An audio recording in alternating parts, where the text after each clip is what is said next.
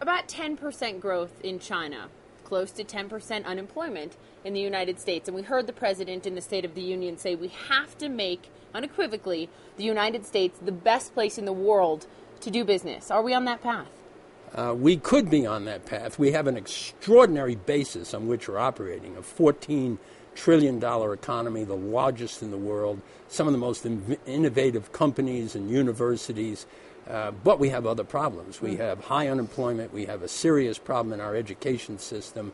And we have got to become more competitive by reducing regulation that we don't need and by becoming the world trader again. We have got to get off the dime and get back in the trading business. So you call it regulation, and the president discussed barriers in the State of the Union, saying we have to knock down barriers that get in the way of companies doing what they do best, and that is creating innovative ideas and things, and therefore hiring people. It's all cyclical. So what are the biggest barriers? I would assume you'll say regulation. What form of regulation right now? Well, it's the over-regulation. The great preponderance of the regulation in our country is useful. It protects citizens. It protects health. It protects things that are important to us.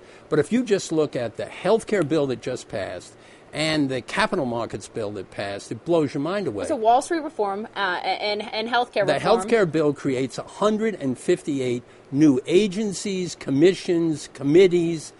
That's not going to help. And the capital markets bill creates 320 mandatory regulations and 220 suggested ones.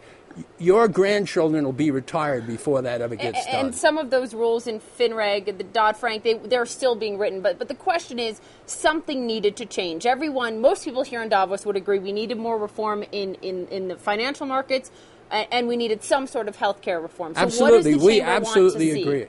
We want a health care reform bill that does what we need, which is cover people that are not covered, get people the kind of health care they need, wellness, legal reform, and so on. But the health care bill we got will cost trillions and trillions of dollars, notwithstanding what has been said before. And you could look, already the government has given 220 exemptions, but the president made it pretty clear last night that he wants to fix it.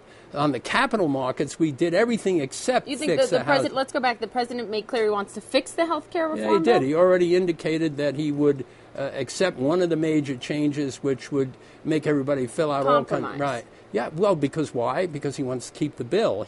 We cannot get rid of this bill because we need parts of it, and the president won't let it happen. But I think there can be a valid compromise to get this down to the size that works, that does what we intend to do without regulating the whole system out of business. Regulating the system out of business, that's obviously your concern, the concern of the chamber. I've also heard that businesses, one of their top concerns, if not their top concern, is the deficit right now. It harkens back to the 30s in Hoover. I mean, is that the case right now? Well, we're not in the 30s, and we're not with Hoover.